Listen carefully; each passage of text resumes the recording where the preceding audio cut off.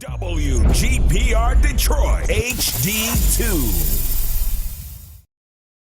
You're watching WHPS, Highland Park, Detroit.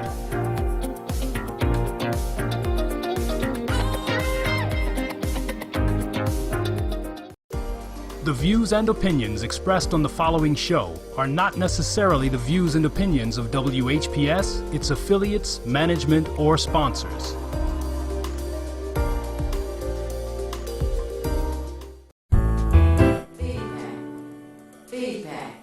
Feedback. Hi, this is Theo Broughton. And I am Thabiti Mpinga. Inviting you to join us each Monday at 9 a.m. for Feedback, A positive image production by Hood Research. Encourage others to tune in each Monday on Comcast Detroit, Roku, Amazon Fire TV, watch WHPR TV Network anywhere. and take us along with you. Feedback. All right. I wish I could say that. You know, I introduce this, yeah, you're hot. Oh, my goodness, for thinking of the temperature outside. I heard that it's 33 degrees. So I go, okay, we're glad to be inside. Happy Monday to all of you. Thank you so much for tuning in to Feedback, a positive image production by Hood Research. And each and every Monday, we are pleased to be here with you. And just know that you can call in at any time, 868-4336, 868-0342, or 868-0351. Whatever you want to share, talk about, may have questions, information to share. But you know, I just guess I wanted to start out asking anybody if you've heard about another earthquake internationally. They had an earthquake in the Canary Islands. So the only other information they shared was that there were 2,500 homes that were destroyed. That's a lot of folk living on the Canary Island. But anyway, they were in the process of evacuation for many. They had shut down the airport. That's not a good sign. If you're on an island, what else are you going to depend on if you don't have a ship? Not a boat, a ship. So that's, I guess, being arranged, and they're getting some kind of assistance over there. Have not heard an update on the activity in Haiti. Haiti had an earthquake a few months back now, and the murder of the head of Haiti has taken the front burner. So they're not really talking much about the results from the earthquake these days. There was, I'll say, two things. One, since the Western countries, basically Europe and America, have a issue with Haiti, they don't make it a point to highlight their the tragedies that happen there as much as they would if it were a European or Caucasian nation. And the second thing with that, I know that they were speaking about some of the lawlessness when I guess there's certain captives from a missionary group. Right. I believe they released a couple of them, but I believe there were 17 initially. There may be like 15 or 14 now. But if they can't say something bad about African or a black nation, and they won't say nothing at all or even render help. And the last thing I'll say on that is that somebody was saying that they need to investigate because the Clintons had some sort of ties with Haiti in terms of trying to rebuild it when they had the prior earthquake, and all that money didn't get to the Haitians. Haiti. Wouldn't you know it? So much for a black president. Hey, really? Right. But I think $1 billion was sent with Clinton and Bush, or some such story as that. That is, oh goodness, just disappointing how you have the kind of hatred floating around the world, just around the world. And during the 60s, and we've talked about it before, when the teams from Motown were traveling around the world. That was a beginning of others looking to America and to black people in America with respect. And, you know, the systemic racists said, wait a minute, we can't have people around the world respecting black folk. Come on now, we're trying to get rid of them. So that's when all of the other types of activities took place. And I can't help but continue to share this so that people begin to notice the kind of music that we had in the past is being overshadowed by music that has nothing but negative lyrics. You know, telling folks to go out kill somebody. Hey, you know, practice you shooting your gun or something. And call your women out of their names, you know. Call your people out of their names. And it's time that people begin to realize the kind of brainwashing that is actually going on. And music sets a mood. If you just think about it, the kind of movies that are out, TV programs, the backdrop is music. If somebody is frightened or a scary movie, the music is setting the mood for that. If it's a love scene, the music changes. It's soft and romantic music to set the scenes, you know. And it's the same with the music that's out now with these negative lyrics.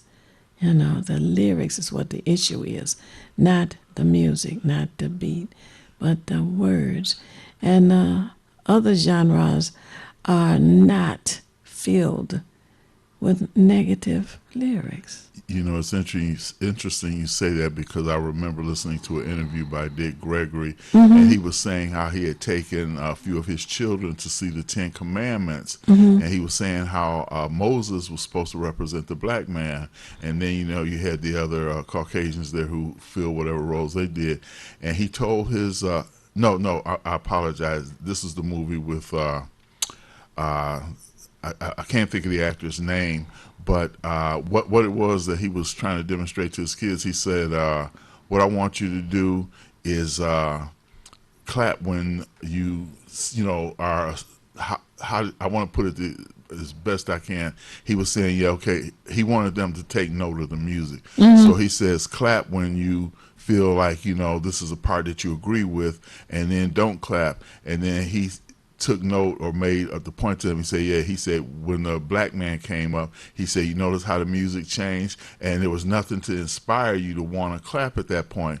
So he was saying how the music, as you said, was used to guide the emotions of the characters and the backdrop and such. And then they say, Daddy, oh, now we see.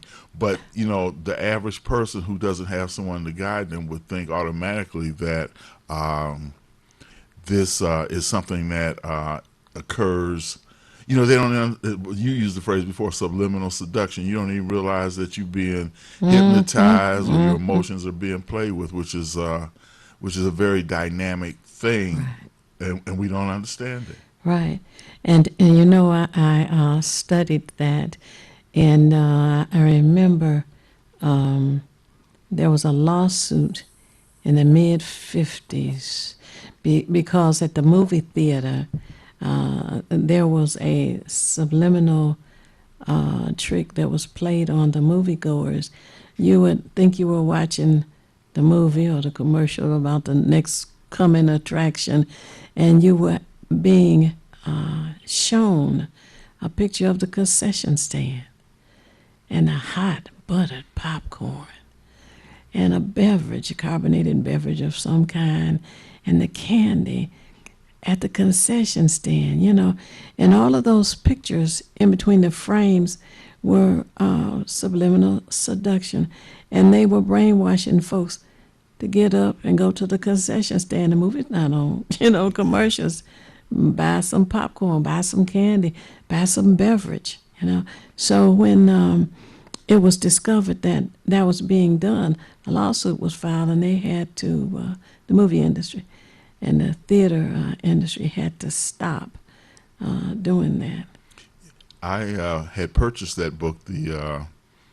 This was in my collegiate days, Subliminal Seduction, and they had pictures along with the book itself, and they were showing how, like in an ice cube, they would have subtly written the letters SEX in there, so that way sex and alcohol was going together. But Right. And it's an interesting thing, and you know, of course, we wouldn't know this because of our everyday lives, but they hire psychologists and psychiatrists to know how the human mind works, and the Yeah. subconscious mind in particular. Right. And so since the subconscious mind can pick up things that the conscious mind can't, because we look at things, we see, oh, there's a chair, there's something, but there's other things that once they hypnotize you, they're able to pull out of the subconscious mind. So it was an incredible thing, like you say, that they set you up to buy popcorn, or they've got a print ad where they've got a lady in there and she's holding a glass of Hennessy, it may be, and then the ice cube says sex, but it is so subtle Right. that the conscious mind can't pick it up. You know, that's dastardly. Yeah, that was on the cover of the book. Yes. There used to be when you go in a restaurant, I think it was a Big Boys restaurant, they had a placemat, and a picture on the placemat, it was an orgy, but actually it was a plate of calamari. And this was to get you to buy that, off the menu, And there was a billboard around, I don't know if it's still out now, maybe about 5 years ago. And this was a couple, an African-American couple. And the man was dressed impeccably, and so was she. She had on a red evening gown. And on the billboard also, like on the cover of the book, there was a bottle of some kind of liquor and a glass too. Now, this was a more recent one. They just keep capitalizing on that one. And there was a billboard that we actually protested.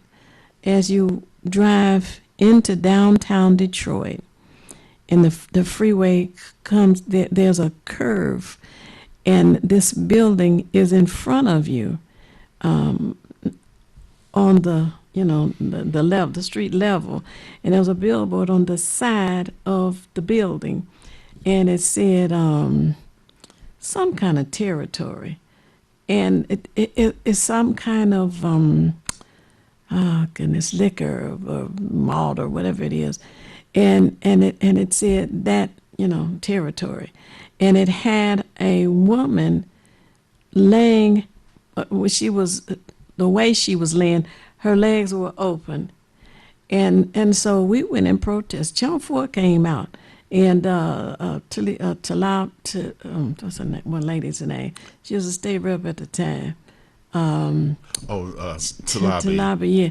She came out with us, and we were just protesting this billboard. Get it off of there, and they did. They took it down. But those kinds of things, you gotta speak up, stand up, do something. It's interesting because, and I remember when Hood Research was very much involved in that, and that's overt seduction or programming, I guess I should say as well, because in the 60s they were talking about deprogramming, and how people could just be, I guess unwittingly, because they really didn't know what was going on, but they were being programmed. So when our children would walk by these stores with people smoking cool cigarettes, and you got malt liquor, and then you got women with low cleavage in her blouse or top or whatever it is she had on, where they accentuated certain things. So even when our children, because I know right around the Chicago, Wyoming area,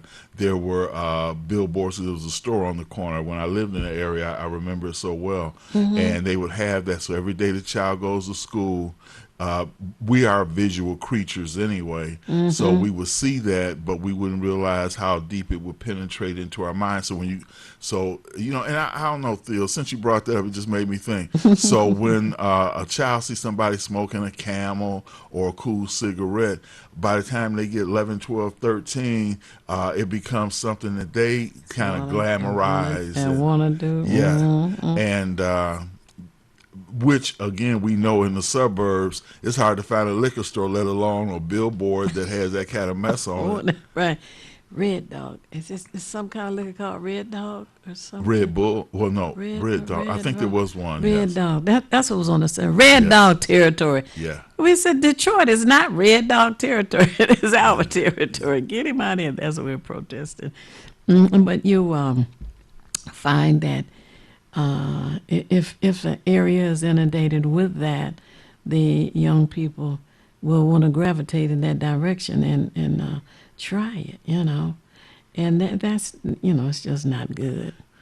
And we know that we're the prey. And as I was talking with someone yesterday who really hadn't thought about it in that way, and of course I have people enlighten me as well, I said that they know making these suggestions, whether they're overt or covert, that it will take root in our minds, and then we don't even realize that we do it. And so the way we act is like a reflex action. We actually respond to that negativity, not even realizing it. And one other thing I was going to mention, and maybe black artists could do this.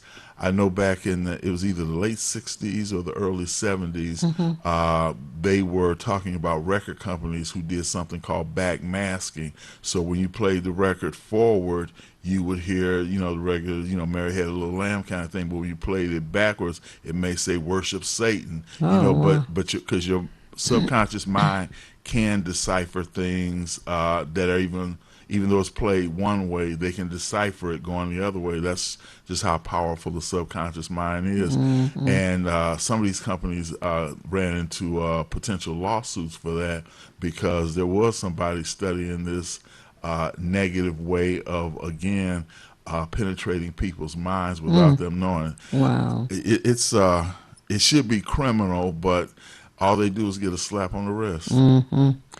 A slap on the wrist reminds me about prostitution, how they always wanted to arrest the woman, but the man, many from the suburbs, always got to go home with their vehicles. And today I hear, well, it was Saturday, I guess it was, I was speaking to one of the police commissioners and was told that they had started confiscating the vehicles of the man who was trying to buy prostitutes on the street, because that was a better way of shutting down so much of the activity, which was just filtering on in the neighborhoods. It just, totally unnecessary. If nothing was happening to them, they would keep coming. That's a very bad side effect of Caucasian male-dominated society. They had, because they did this with their women as well, this whole patriarchy thing where they felt like they could make the best decisions, even in Texas now, where they're trying to eliminate abortion. You got a group of legislators, basically all Caucasian, who can decide on what happens to a woman's body, and they couldn't give birth to an idea, let alone a child. But just the fact that they feel like, well, we know what's best for everybody, so therefore they protect the image of the Caucasian male, where a female, black or white, up until, I guess, the suffrage era in the late 19s or early 1920s, they it's like, we know what's best. That's why only certain ones could be landowners. This is an and incredibly... And they had that TV show, Father Knows Best. Yeah. Yeah, ain't that That's something? that's subliminal seduction for you. Wow. That's a good one. But the other thing is, I have yet to hear those kinds of legislators and Republicans say, It's okay. Don't have an abortion. Have the baby. And when you have the baby, we will provide food, clothing, shelter, education, and medical care. I've not yet heard any of them make that announcement, pronouncement, pledge, or anything. Have the baby. Oh, yeah, okay. Because we need more bodies in prison. That's what it amounts to. Yes, absolutely. Mm-hmm. And I have to resist. I mean, our people have resisted since even before we left the shores of the African continent. We were fighting then, fighting on the ships, and then fighting since we've been here. But it's always been, and unfortunately, there's a book called, it's by Sheikh, it's, the name will come to me, but it's called Civilization or Barbarism. And what they did is they did an analysis of what the Western people considered civilization was actually barbarism. And then when you look at the genocide of people, that's barbaric in itself. You come and you destroy people who lived on this North American continent throughout the islands, particularly the Arawaks, who were they just wiped out that population. They became extinct. And when you think about that, we know animals get extinct. I believe I heard something that they said there's about 1 million species on the planet now that are sort of borderline extinction. They were talking about the silverback gorilla. They made that their primary focus on the program. This was 60 Minutes yesterday, as a matter of fact. But we're talking about animal species, but they eliminated in the islands of the Arawaks, just totally wiped them out, and that was through disease as well as slaughter. So again, Father don't know best, but he thinks he does. And the king don't have clothes on, but people just can't see. The king, the emperor with no clothes. Well, there was a conversation about Thanksgiving, and that day really now is not a day for thanks. It's a day for mourning. The Native Americans practice it as a day for mourning because when the Europeans came over here, and the Pilgrims and whomever came with them, they were about to die, and the Native Americans helped them through the winter. And they even went further than that and showed them how to plant corn and other food items to help them survive. And the thanks they gave was to turn around and kill as many of them as they could. They owned a lot of land in, Massachusetts and around in there. And of course, they have been pushed back farther and farther. And they do have a slight bit of land now. Oh, okay. Well, let's take a call. Hello, caller. You're on the air. Would you share your name and how you're viewing us, please? Yeah, Great Rising family. Happy Monday. Thanks for calling. All right. This is Brother Malik. Yeah. And how you two doing today? Fantastic. Anytime you can be inside when it's 30 degrees out, you're doing fine. Hey, you right about that. But Theo, now though, I'm at the point where even if it's 30 or if it's 20, I'm just glad to be here. Oh, oh my goodness! Oh my goodness! I got more behind me than I do in front of me, so I'm just glad. Yeah, you're just glad. Okay. I'm with you. Thabiti was mentioning the book Civilization or Barbarism. That's Dr. Sheikh Anta Diop.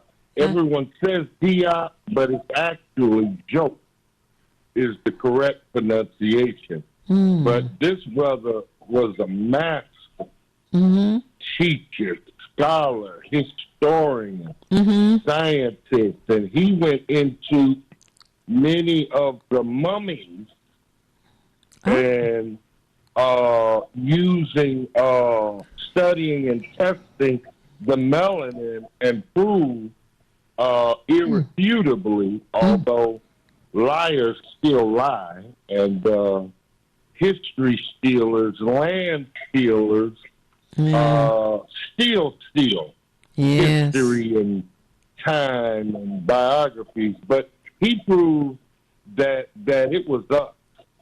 It was us, the builders of the greatest civilization in all of history along the banks of the Nile. He proved that very man that Thabiti was talking about. Uh-huh. But one more thing, I want to invite the family out and thank WHPR and everybody. Today, excuse me, at 11 a.m. at Joy Road and Martindale, 48204, the Detroit police will be holding a press conference in relation to the brutal beating and assault, robbery of Shirley Bryant, a grandmother, who this happened to her on her birthday.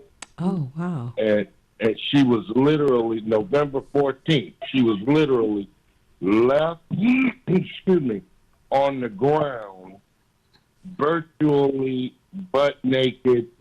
Somebody walking by heard her yelling, screaming, begging for help.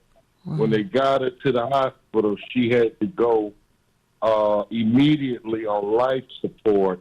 The family has recently removed the life support, so she is in hospice right now. But this rape, this kidnapping, this beating a person into literally being brain dead is now a murder. But the police do have a suspect, and they'll be making some type of announcement on that today. But we want to thank the family, all the individuals, all the different organizations coming out, and I want to thank WHPR Paul.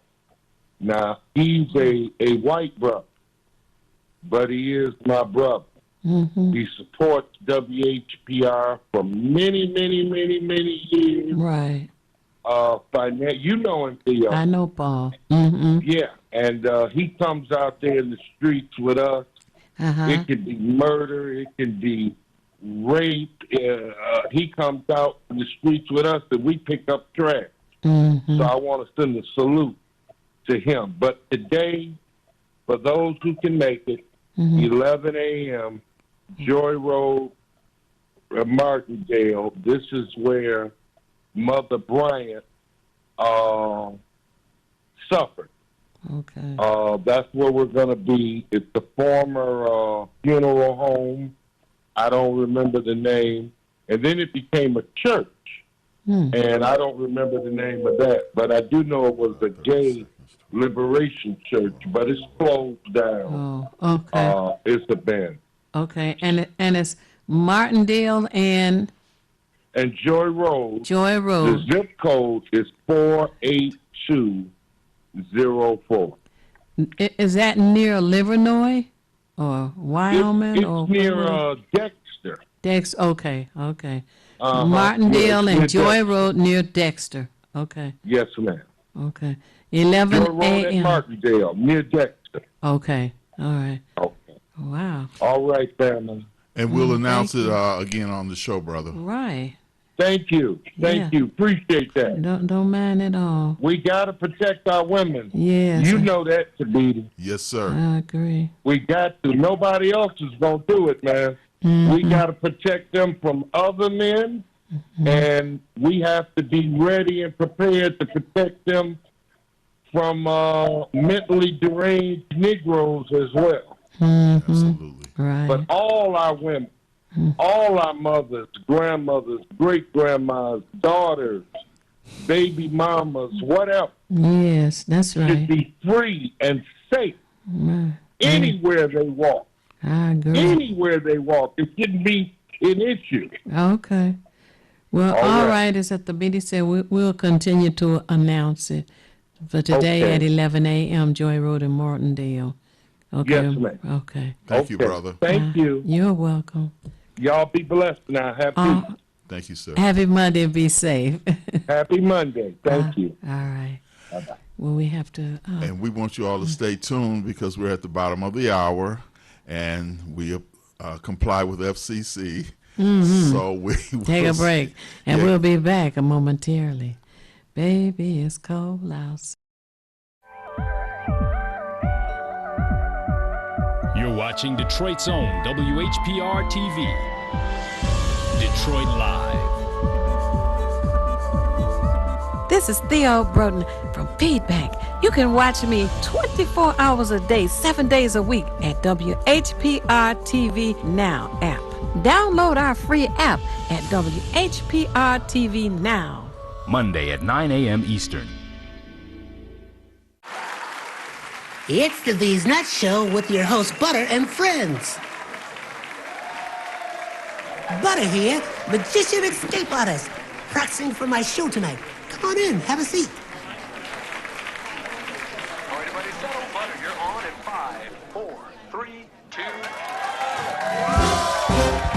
In a few seconds, you gotta be enough to get out of this one. Twist a little turn, ta-da! It's showtime. It's your old friend Butter here. I may be a nut, but I know to wear my mask. Please welcome my first guest tonight, fitness guru, Wally Wallnut. Wally Wallnut here to tell you to wash your hands with soap and water for 20 seconds so you will stay healthy and strong like me. Almond Cruz here, sliding in with the news. Distance is what we must do to stay away from the chew and other germs in the air that might be trying to get on you. Social distancing is a wonderful way to see friends. As long as you're 6 feet apart, you win. Hey there, friends. I wouldn't miss this for the world. It's me, Pumpkin Spice, your healthy girl. Remember, it's important to use your kind hearts and follow the signs to stay healthy and safe at all times. Chica Chiminsky here to say, don't forget the little ones that need you to lead the way. That's how we remember to wash our hands, mask, and social distance today. Morgan Raisin. Yes, it's me, here to sing about health and safety. We are all here to help get a message out to your grapevine, teaching healthy choices to stay safe all the time. Don't let these guys drive you nuts. Put your mask on first. They'll let you be. And it keeps me safe from the chew that's trying to get on me. Butter me up. She's right, you know. Thank you, Hallie Cranberry, for joining the show.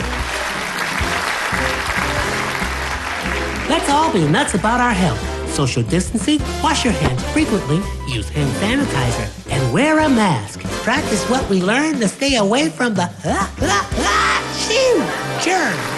We're all in this together.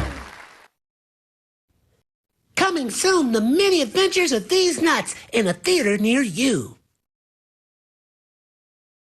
This is Bruce Simpson, your City of Detroit Ombudsman. I am here to address all of your complaints and concerns. If you need assistance regarding city services, please contact my office at 313-224-6000 or contact us via email at ombudsman@detroitmi.gov. This is Bruce Simpson, your City of Detroit Ombudsman. I've always been a runner, but I've never run from anything, and neither has my city. Do you want to be a Detroit police officer? Sir, yes, sir! Amen! It's something special to protect the people closest to you, the ones you've known all your life, your neighbors, your friends. I was born in this city, and I'm not going anywhere. This is my home. That's why I wear the shield.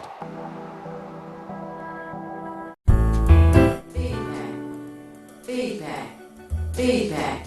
Hi, this is Theo Broughton, And I am Thabiti Mpinda. inviting you to join us each Monday at 9 a.m. for feedback. A positive image production by Hood Research. Encourage others to tune in each Monday on Comcast Detroit, Roku, Amazon Fire TV. Watch WHPR TV Network anywhere. and take us along with you. Feedback, feedback, feedback. And our engineer says we're hot. But I got to tell you, baby, it's cold outside. Anyway, we want to re-announce that today at 11 a.m. there will be a press conference on Joy Road in Martindale regarding the woman who was molested. And currently she has been taken off of life support and she's now in hospice. So we pray that there can be a turnaround. We know that God is able and it is possible. But that's today at 11 a.m. And I have to say this, that I've had 4 sisters, a mother, and other women who are in my life. And when I think of the brutality that a man inflicts upon a woman, and she's a grandmother, inflicts upon a woman, some deranged, demented being, I've often said I couldn't be a judge because some of the punishment I would exact, which would include castration. I know that people like to have problems with capital punishment, so I won't take it that far. But there's a level when you have to respect women. And like Brother Malik said, and I know this even goes back to when Malcolm X was said, that a nation cannot rise, particularly, let's say in our culture, a nation cannot rise no higher than the way they treat their women. And for our women to have to be subjected to this, and it troubles me so much because how women have to, they're first considered the fairer sex and the weaker sex. So for men to prey on them, just like they would prey on children, I have to include that, and the elderly. All 3 of those groups, I have the utmost disdain and disrespect for men who do that. And as some of us know, when men like that are incarcerated, even those who are incarcerated with them, who are like true criminals, when I say that, they may be murderers, etc., they look down upon men who would molest children, women, and the elderly because they see that as unmanly. So as bad as they are, they have a heart when it comes to looking at the weaker people being abused. So I hope that those of you who can will go to Joy Road in Martindale, which is near Dexter, at 11 a.m. because the police will be having a press conference. And that men, when you see women, maybe you're driving by in your car or something like that, observe what's going on around them, because we cannot let our women be subjected to this. Only God knows what I would do if something happened, not only to my family members, but if I saw any woman being abused. That's not something I can. There was a woman, let me just say this real quickly, who was raped on a New York subway. This happened maybe about 4 to 6 weeks ago. People were videotaping that, but nobody rendered that woman any help at all. There's no way as a man I could just see something happen and just ignore it like, well, I'm not going to get involved. I'd have to, God protect me, I'd have to put my life on the line to save that woman because she could be my mother or my sister's or granddaughter. Right. So men, it's necessary for us to step up. And the last thing I'll say on that is I have talked with, and a guy still consider him a friend, but I have to look at him sideways now. He was saying how, and I checked him on it too. He was saying how if a woman leads you up to the point of thinking that you're going to, let's say, quote unquote, get some and she don't, you have the right to take it. Now, this is a black man who said that. And he said, yeah, she shouldn't have led me on like that. And I told him, look, man, I don't care what she does. You don't have the right to take something that's not yours because you felt like you were entitled to it. And, I don't want to say we fell out, but he understood where I stood on that matter. And I wasn't going to be silent about that. It's just that you just don't do that. You're not entitled to nothing. You you just don't have that right. So for him to say that, I looked at him, and I will always in my mind have that in the back of my mind, because he said that, although he's gotten a little older, just the fact that he could say that. And that's what in this society, the patriarchal thing I had mentioned earlier, men feel they have an entitlement to rule a woman's body in any way they want. Excuse me, hell no. That is interesting, because when you talk about the psychology of an individual, sometimes there is a man who can get overstimulated just by looking at the woman. She don't have to say or do anything. They'll excuse a man and say, well, she shouldn't have dressed seductively. Look, get out of my face with that. No matter how she dresses, you're not entitled to anything. And we're going to welcome our next caller on the program. Hello, caller. You're on the air. Would you share your name and how you're viewing us, please? Happy Monday. Hello. Go ahead. Hello? Yes, we hear you. Can you hear me? Yes. Yeah, this is James Ford from the Obama weekend. Uh-huh. I just want to say this to lead up to what you're talking about women. First of all, I would like all women listening and to tell their daughters, and men listening to tell their daughters, do not accept being called a bitch anywhere, anytime, at any age. Don't even start out that way. And I think that may start us to having more respect, and them men to having more respect. Don't accept it. We don't do that, and we're not going to do it. And I'm going to leave that right there for right now. But the other thing I just want to mention real quickly is next Sunday at 2 p.m., 2 to 3:30 p.m. over at the Samaritan Center, which is over on Connor and Shoemaker. The Obama Weekend Committee will be having a meeting there at what we're going to call the new Barack Obama Weekend Headquarters here in Detroit, and we're going to name it that. And the topic is going to be all children's parade, and not only that, a life skills seminar session during that weekend. But we're going to talk about bumping and painting, shoe repair, upholstery, carpentry, electrical skills, other skills that can help people go from one point to another if they are not employed. They can save themselves if they're not employed. Again, next Sunday at 5555 Connor and Shoemaker at the Samaritan Center at the new Barack Obama Weekend Headquarters at 2 o'clock. We will have a meeting. They can reach me at 586-918-3061.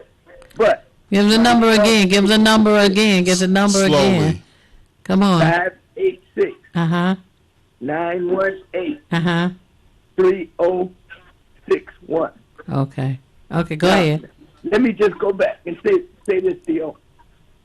Any woman, anywhere, start training your yo. Men, don't accept being called a bitch. We're going to start that right now. So the rappers can understand, they can get the song out, that we're not going to call them a bitch. God bless you. James Ford. Bye-bye. Bye. Thank you for calling, James. You know, there's something else that I was annoyed by, and still am, actually. We have sororities and fraternities. I don't know if every single fraternity does this, but there was a gentleman who used to do a talk show, and if somebody would call in to make a comment, and he happened to be a member of the same fraternity, the talk show host would say, "Hey, dog, what's up, dog?" I mean, why would you want to call a friend a dog? I mean, to me, That's one of the lowest things you could call them. And I don't see anything endearing about it. And I'm glad you used the word endearing, because I remember there was a movie called Terms of Endearment. Well, dog is not a term of endearment. And Exactly. Because of what Brother James said about the rappers, I'm holding up, and people can see that it's a button that says turn it off. This is something that I got from Theo through Bob Law, and I forgot the other brother's name, but because those rappers promote that negativity, this button right here, when somebody asks you what does turn it off mean, we're talking about the radio, the music, and the programming, because we spoke about that in the first half of the show.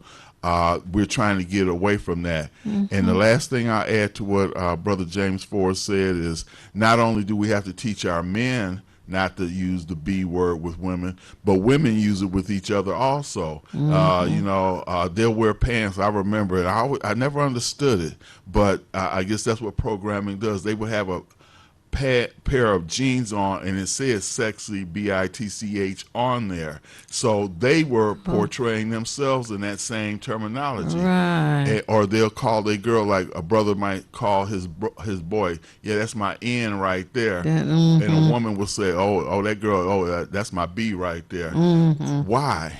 Yeah, right. I tend to think that people who use derogatory terms on a regular basis have a limited vocabulary. And when you live in a country that has, I think it's 1 million, I looked this up a while ago, 1 million and some odd words in the dictionary, why can't you just choose some of them? You don't have to be like, what's his name? Dixon, oh goodness. The guy, he is just so thoroughly full of language. Eric Dyson. Yes, Michael Eric Dyson. Oh my God, when he talks, it's so funny. Listen to him sometime, because he can give you a sentence which has 40 words in the one sentence.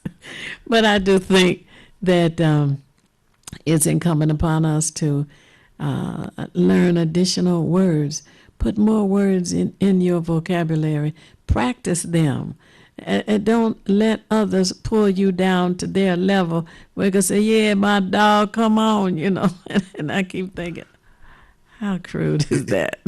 And it's unfortunate, because they actually think it's cool, it's hip, it's contemporary, it makes you part of the thing, just like the sagging pants. People tend to gravitate towards something that, as the young folks will say now, that gives them swag. You feel like you got swag if you got it. And I've heard guys say, well, in conversation, say, yeah, why would you wear your pants where you exposing your BVDs and your Fruit of the Loom? And some of them are dirty. And you think that I say the men that you deal with on a regular basis, whether you're going in an office, let's say the Coleman Young Municipal Center, the police station, even in church, the men you see, they dress like men. Some of y'all are in your 30s and 40s. And again, I give a little leeway to teenagers, because teenagers, as we all were, kind of defy some of the norms or the standards, and this is with every generation. Beatniks weren't liked for a certain reason. In the 60s, they didn't like us wearing froze and stuff like that. Right. But that's a thing for teenagers and maybe early college students. But there's a point, as a man and as a woman, you have to get beyond being trendy, whatever's trending at the time or whatever's in vogue or fashion, because there's a point when you have to deal with, I remember a sister, real good sister I know, she had taken a picture of a man working at McDonald's, and he had his back to her, but his pants were sagging. What? And come to find out, and he was an employee there, but come to find out he was the manager. Oh, yeah. Which made it worse as far as I was concerned. You're right. If the manager's not setting the standard, Oh my God. Imagine the employees. Oh goodness. But talking about trendy, can somebody call in and tell me What's up with the pajamas and the house shoes on the street? Again, caller, you can call back. We accept all calls, and as you can see at the bottom of the screen, those are the call-in numbers. But again, somebody and you don't have to talk about the pajamas in the street. Go ahead. But somebody started that ignorance, and somebody else thought it was cool, because that's what it's all about. Which we have an esteem problem, because we'll follow somebody else because we think it elevates our esteem and it makes us look good for the other people who are in our group. That's the guys only sag because they think the women like it. If women said, "Look, you're a nice guy, Jeff, but I can't deal with that. That's not how I was raised to deal with a man." And her father hopefully was her role model, and her father wasn't sagging, so it's no reason for her to want a man who does that. But Theo, let's go back to James Dean and West Side Story of some of these tough boys with the pompadours and leather jackets. It's always the negative that seems. Yeah, to draw them. I got to wonder why. And what was that other show where the guy rolled up his T-shirt sleeve and had a pack of cigarettes tucked in the T-shirt sleeve? Was that Fonzie? Happy Days? Yeah, I'm not sure it was in Happy Days. Yeah. Right.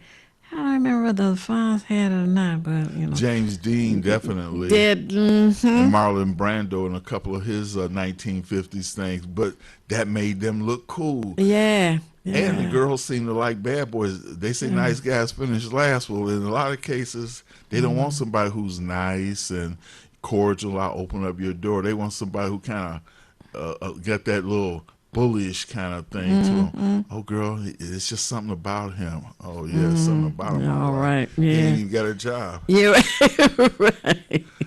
And sometimes they get physical, and unfortunately there are some females who, I guess, grow up perhaps with their fathers or someone where they've been roughed up, pushed around. And so they look for the same thing to continue on their life because they think that's how the world is. Yeah, something about he'll protect me, but yeah, he's also one of the things. Another thing, because I've tried to study our people, our culture, because that's the most important thing to me. Where a woman said, "Well, if he didn't discipline me like this, then he don't really love me." And that's a sick kind of love, if it's indeed love at all. But they embrace that thing that he'll protect me. But I often said, like with us, it's, oh, he got pretty hazel eyes, or he bow-legged, or this, that, or the other. Something that has nothing to do with masculinity at all. Right. But it's an attractive thing. And I say, yeah, that same guy that's got the good hair or the green eyes or whatever it is you are drawn to him for is the same guy that might go upside your head. So for all of that, those benefits, and then you can brag to your girls, oh yeah, he this, that, or the other, and but you got to wear sunglasses because one time he just kind of went off on you, because those guys are also controlling, which is the worst part of it. It's not a partnership. He wants to dominate you, take you away from your family, isolate you so that you're the only person in his life, and you have to look up to him. And we got to get out of that. Depend on him, right. Definitely. It's a sad situation, and that brings me to a point of reading. People say, what does reading have to do with anything? Well, if you teach a child how to read, to enjoy reading, they begin to want to read more. And if you can read well, you can learn much. And that's what we want. And we definitely are concerned about this this plan. Well, by the time they get in the third grade, if they can't read, they'll be on the road to prison. Now, I mentioned that earlier. The road to prison. That's what is wanted. You talk about, as I call it, Negro removal, a term for gentrification, driving our people out of this city, which is where we talk the most about, the city of Detroit, because the land is very valuable. This city is on the waterway.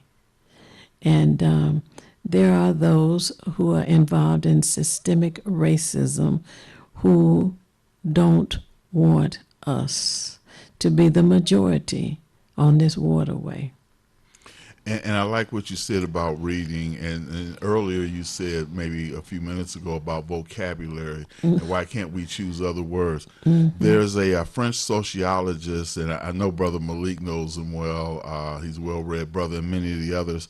His name is Frantz Fanon, and he wrote a book, Black Skins, White Masks. And he said something about language. I always embrace the quote. He says, "The mastery of language affords remarkable power."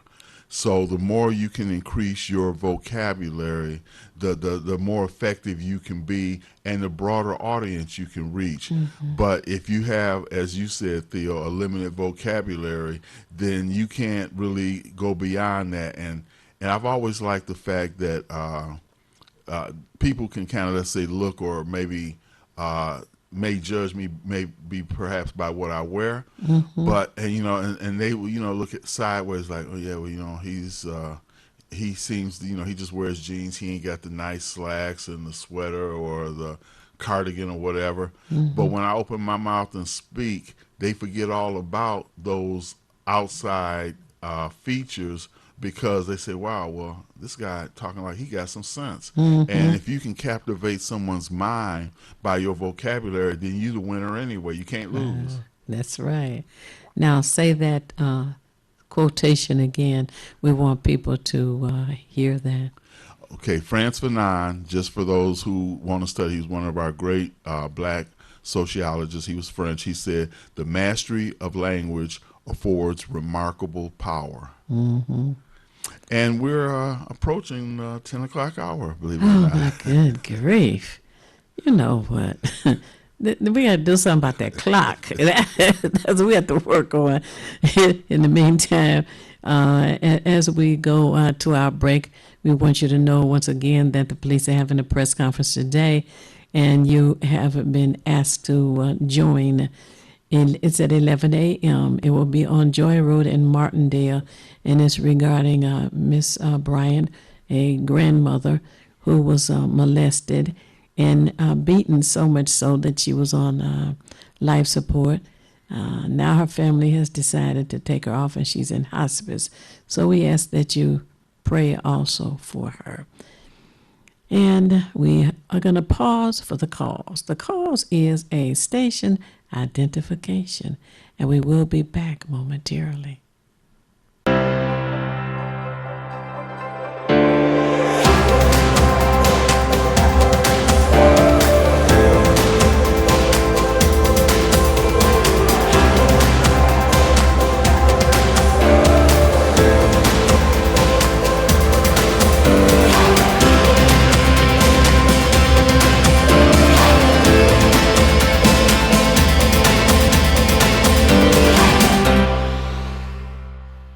Muscles, joints, or feet tired, achy, or distressed? Tried everything? Ringmaster Rubbing Oil is a vintage topical pain reliever, trusted for over 70 years, with a rich formula for the treatment of stubborn aches and pains. Packaged in a glass bottle for purity, our liquid can also be used in warm water for foot soaks and compresses. A little goes a long way. Try our time-tested formula, available in several sizes. Visit ringmasternow.com.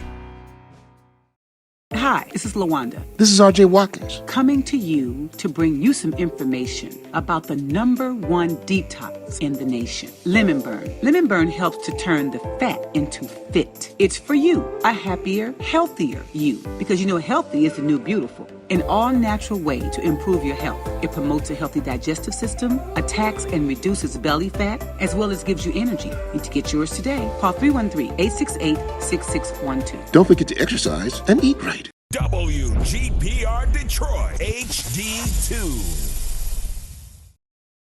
You're watching WHPS, Highland Park, Detroit.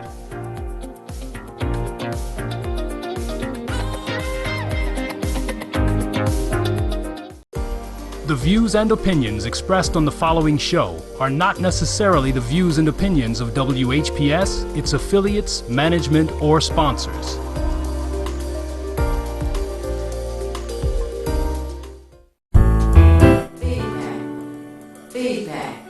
Feedback. Hi, this is Theo Broughton, And I am Thabiti Mpinda, inviting you to join us each Monday at 9 a.m. for Feedback. a positive image production by Hood Research. Encourage others to tune in each Monday on Comcast Detroit, Roku, Amazon Fire TV. Watch WHPR TV Network anywhere. and take us along with you. Feedback. And we are back, and thanking you for tuning in today to Feedback, a positive image production by Hood Research. I want you to know that the number for Hood Research is area code 248-234-2371. Again, the telephone number for Hood Research is area code 248-234-2371. We have a website, which is accessible by Google. You go on Google and put in Hood Research, and it'll pop right up. We have Facebook. We encourage you to post on our Facebook page, and we also ask you to follow us on Twitter. That's one of the newer mediums for communication. So we want you to follow us on Twitter. And also, we will give you our email, which is contact@hoodresearch.org. Once again, I'll spell it out, CONTACT, then the A with a little circle around it, that represents at, then HOODRESEARCH, hoodresearch.org. contact@hoodresearch.org. So feel free to send us an email, to follow us on Twitter, or to call. And know that each Saturday from 3 p.m. until 6 p.m., we have a conference call. It's a lot of fun. The conference line is available on our website, on our Twitter page, and Facebook.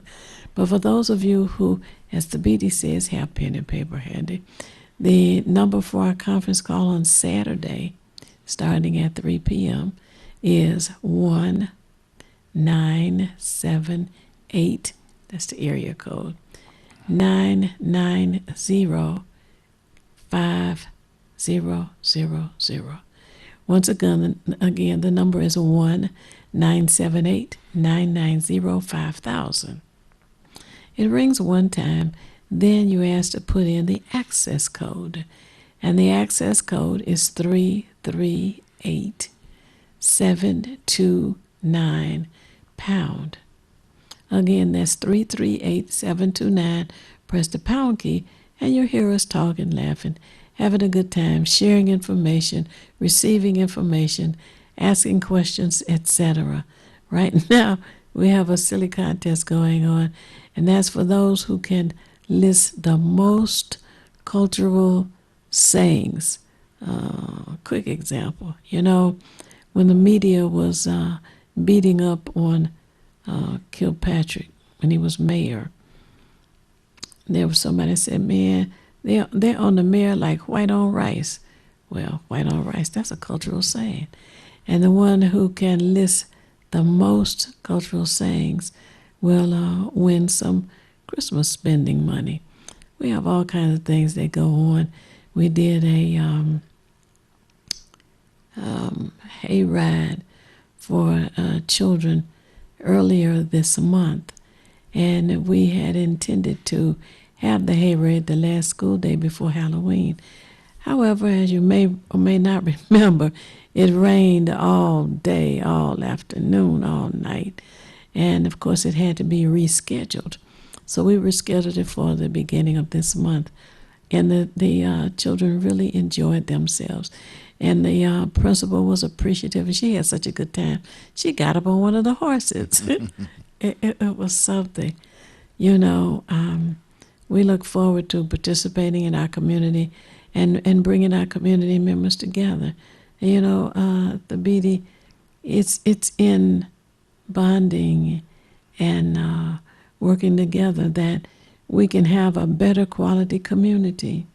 And that means people getting to know one another, sharing and caring. And also, our communities need to have, my new phrase, curb appeal. You got to talk about curb appeal. And I want to add to that because, as Theo said, the bonding.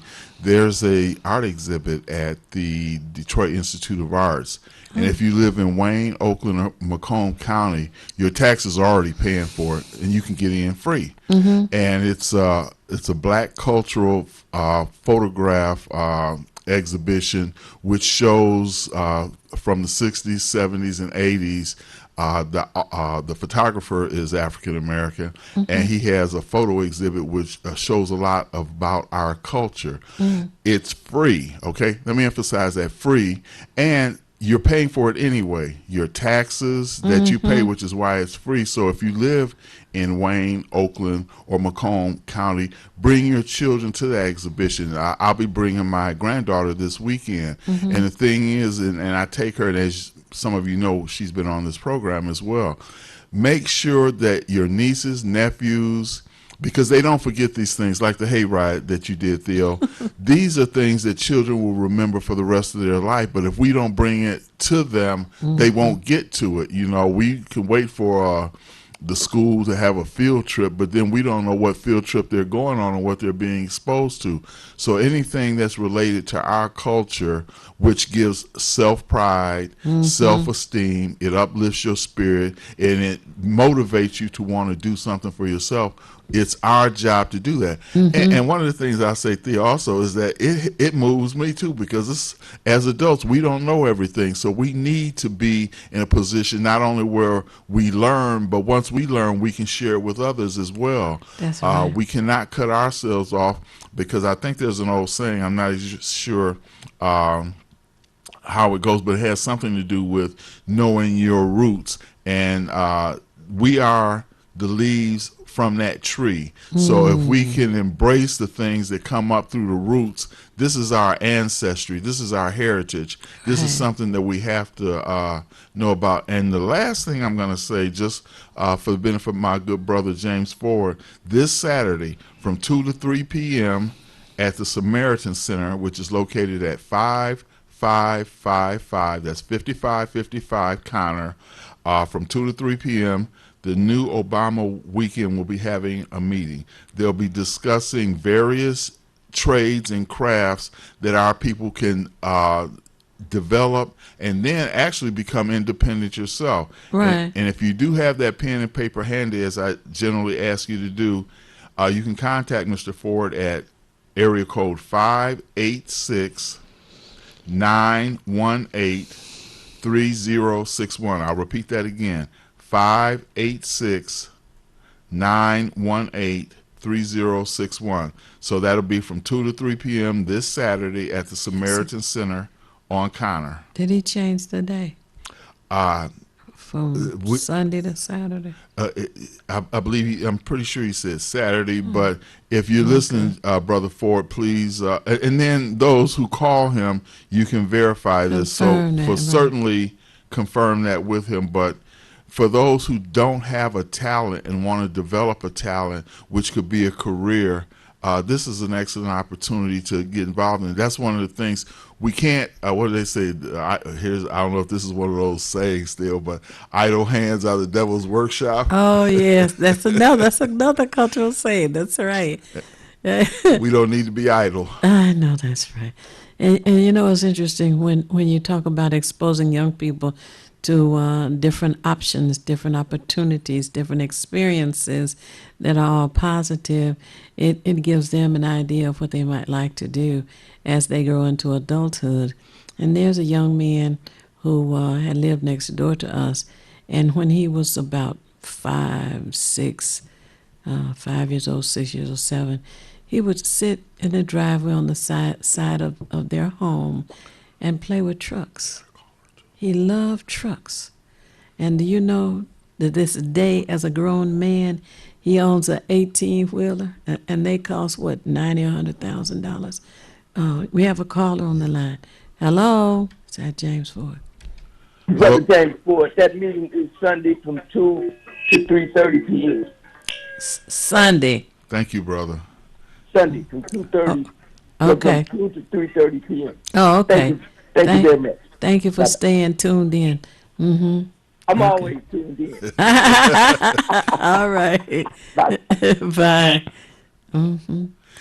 And I like what you said about that. On the way to get you before we so that we can come to the show, I noticed there was a large 18-wheeler in front of me, and it said hiring drivers, CDL, commercial driver's license, and it had about 10 states that were listed: Michigan, Ohio, Wisconsin. I couldn't read them all because I was driving, but they are hiring CDL drivers, and you they know do the that. Midwest. Yes, and what I would like people to know, and you have to help me with this one, Theo. I think Wayne County Community College has something to do. You want They teach truck driving, and they assist with you acquiring and qualifying for CDL stands for Commercial Driver's License.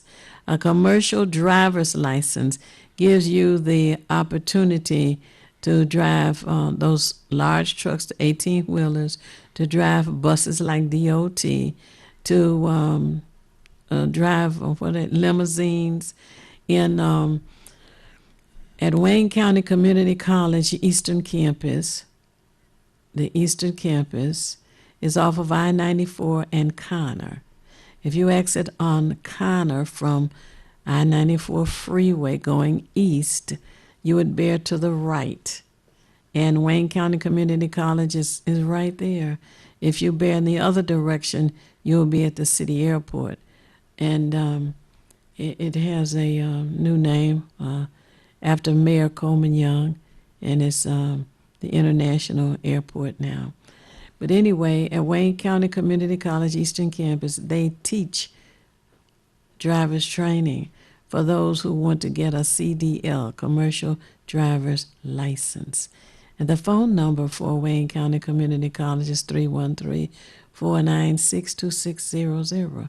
Again, area code 313-496-2600. It has a lot of prompts, so you pick the appropriate prompt to get additional information and requirements and scholarships and all that may be available. And I have people who I'm close to who are commercial or who drive trucks, some. And the beautiful thing about this is you can get local routes where you can be at home every night. So you might be delivering to some of the so-called big box stores, Costco, Kroger, Myers, etc. Or you can be one who likes to travel. And one of the guys I know, he's been all over the place, Texas, you name it. He just enjoys being on the road. And as many of you know, there's a shortage of truck drivers now. That's why there's a lot of consumer goods that are backed up in the Pacific Ocean at the harbor. They can't even pull into the yard where they dock to unload. Right.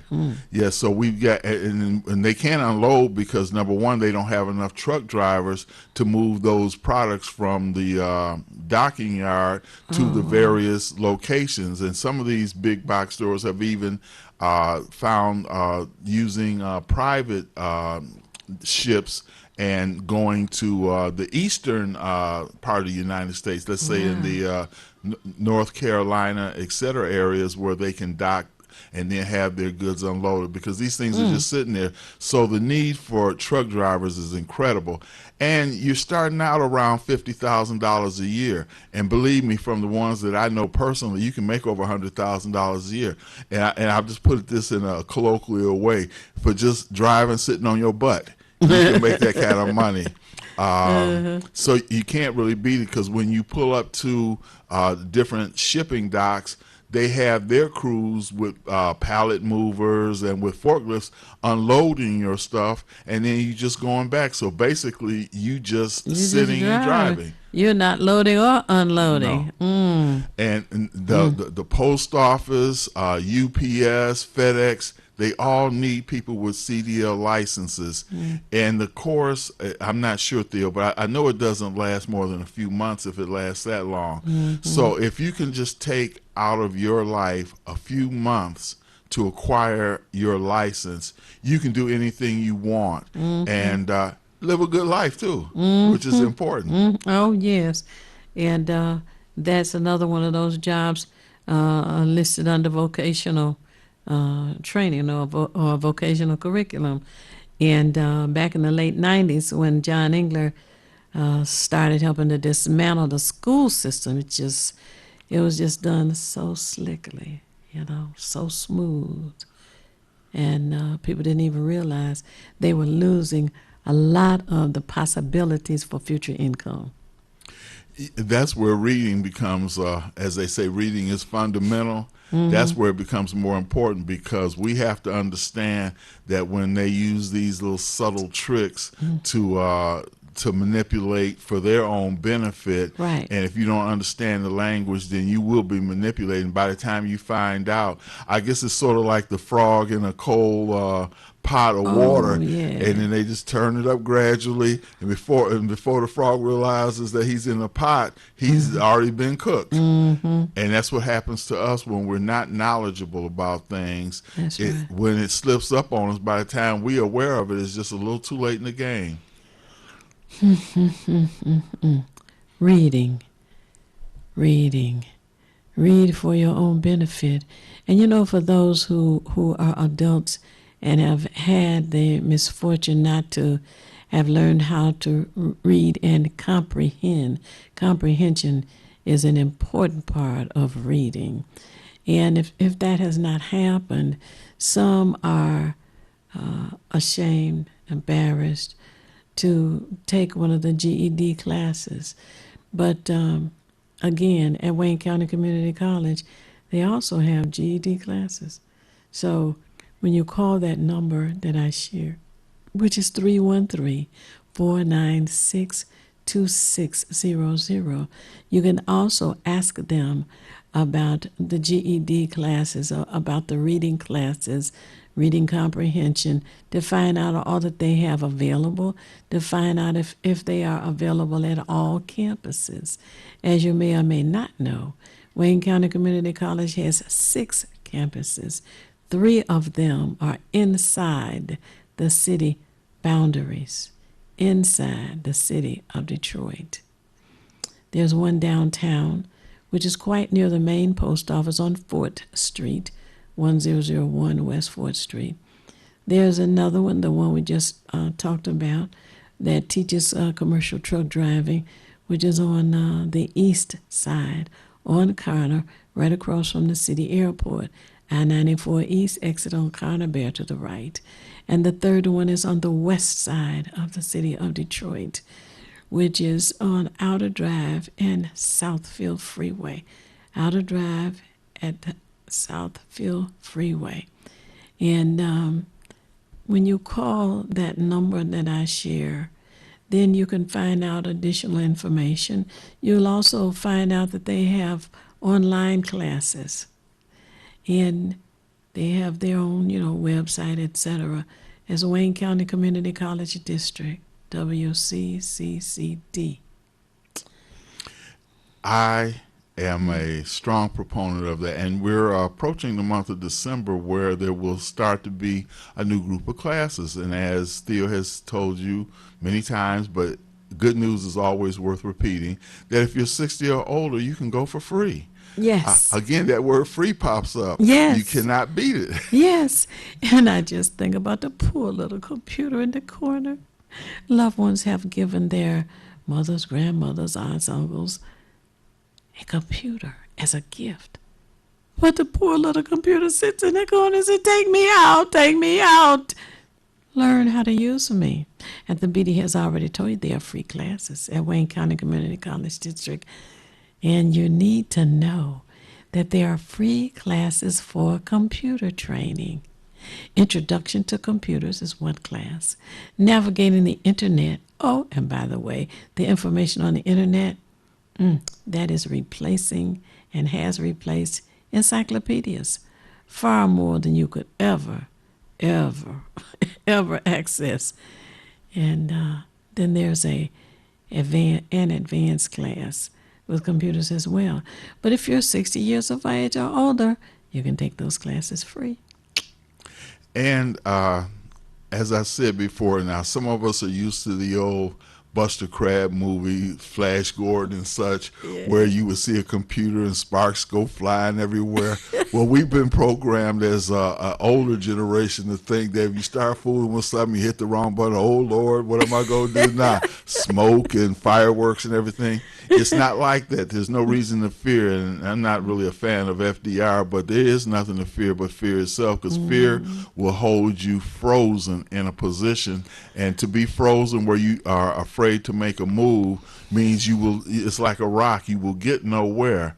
And I remember somebody used the analogy, this is in my past, but I recall it well, where they say the difference between a plant and a rock is not going anywhere, but a plant continues to grow. So we cannot be like rocks. We must be like plants. We must continue to grow, to branch out, to flourish, and not just be in one spot. And unless something moves you, you just won't be moved. We cannot afford that at any age. No, that's right.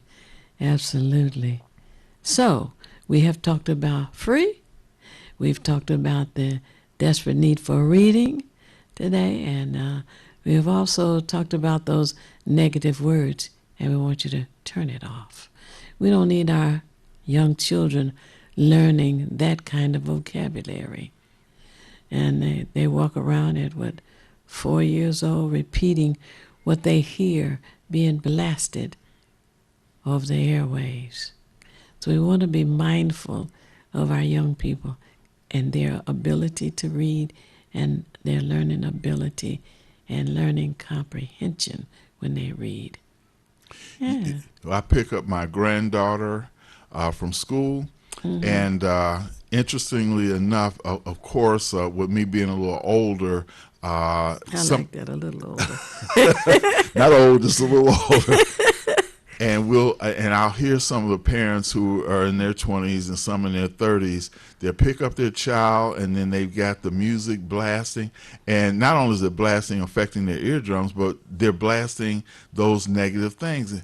And I remember something that I saved it on my phone from Facebook. It says, you never know how bad profanity sounds until you start hearing it from a child. And of course the child heard it by way of the parent, and there's a point, now I've drank beer, okay, beer's not that kind of thing, and then, but the point I'm making is that my children never saw me take a drink all while they were growing up, because even though I may have liked, Budweiser or whatever, it was not something that I was going to have my children, and this is just me though, I was not going to have my children see me do that, and I didn't find anything wrong with it, but I didn't want them to imitate my behavior. So whenever I did something like that, it was always privately. If one of my buddies were over, we'd be in the basement, the children be out in the backyard playing. And I emphasize that to the people that I associated with. We're not cursing around my children, and we're not going to have any smoking around my children or any drinking, because I don't want them to think, well, daddy does it or mama does it, so it's all right. So you have to watch yourself and what you do, because children are impressionable. Right. That is so true. Our examples teach. So we want to be mindful of the examples that we set for our young people. Theo, it makes me think, and I'm sure you saw this many years ago, this had to be maybe 70s or so, where they had a man, he was out washing his car with the water hose, so his little son was squirting the car with his little water gun, and then the dad sits down next to the tree and lights up a cigarette, and he puts the pack on the ground next to him while he's, sitting by the tree, and the son looks over, and the dad's just kind of looking off into the space, and the child picks up the cigarettes and look at him. So he was imitating his father, washing the car, and when dad picked up a cigarette. Yes, imitating. Okay, now we have a caller who wants to comment on that. Sure. Hello, caller, you're on the air. Would you share your name and how you're viewing us, please? Yes, it's Trina. I'm watching WGPR channel 15.2. 15.2. Thank you for calling. You're welcome. There's a couple of things that I'm going to try to tie this into. Sure. A couple of things, a number of things that you all have mentioned today on your show. One of them having to do with the holiday, Thanksgiving. Two, having to, relating to the Native Americans, the ancestors of the land. And then four, in terms of reading, I would like to encourage more individuals to look at and look into the reading and the writings of Native Indians, and their perspective of history from their experience. If they're not using, if they're going to the library or university cultural centers, they can actually go online, where you talked about the computers. They can go online and pull up information pertaining to the Thanksgiving, what we call, or what we've been taught to call Thanksgiving. Right. And see what they call it. Now, and it also relates to us, because many of us have Indian heritage as well. Right. We have in my family we're experiencing, I think this year's maybe our 53rd family reunion.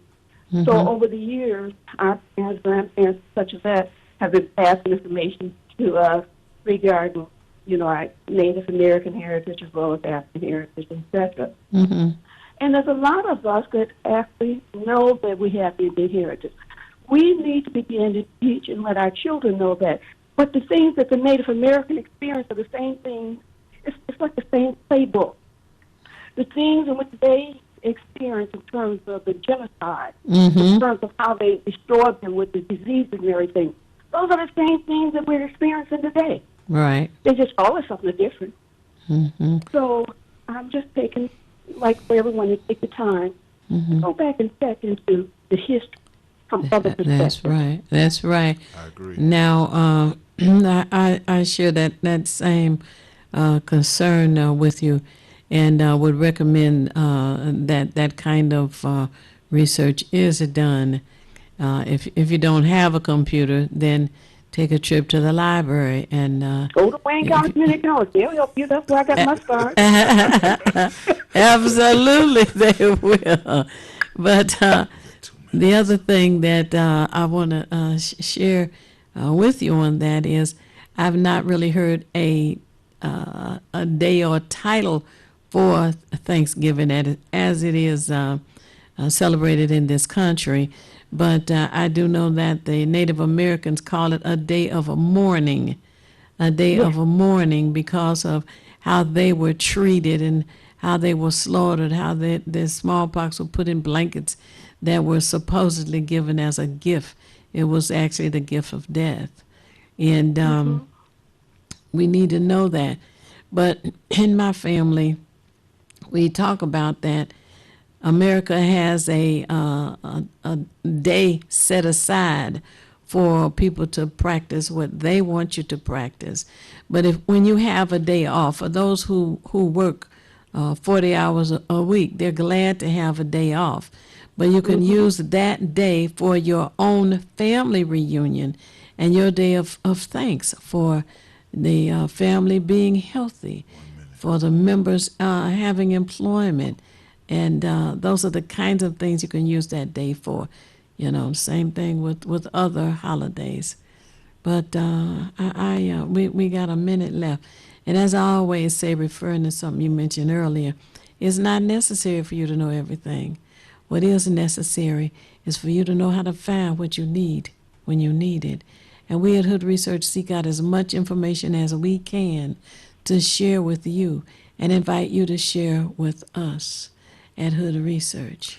And sister, I want to thank you for that call. We're really at the bottom of the hour now, and we have to just kind of subscribe to the schedule. But please call back earlier the next time, because you brought in some very insightful things, and this will give us a better chance to explore. So again, I want to thank you for the call. We're just up against the clock now. Okay, and as I always tell everyone, if you want to be nothing, do nothing. But the only problem with doing nothing is you never know when you finish. So we want to thank Trina, Malik, and James for calling in, and all of those who viewed us. Yes. Thank you so much. And tune in again next week, Monday morning, 9 a.m. to 10:30. And don't forget to Google Hood Research and join us on our other broadcasts as well. Peace. Peace. Feedback. Hi, this is Theo Broughton. And I am Thabiti Mpinda. Inviting you to join us each Monday at 9 a.m. for Feedback. A positive image production by Hood Research. Encourage others to tune in each Monday on Comcast Detroit, Roku, Amazon Fire TV. Watch WHPR TV Network anywhere. And take us along with you. Feedback.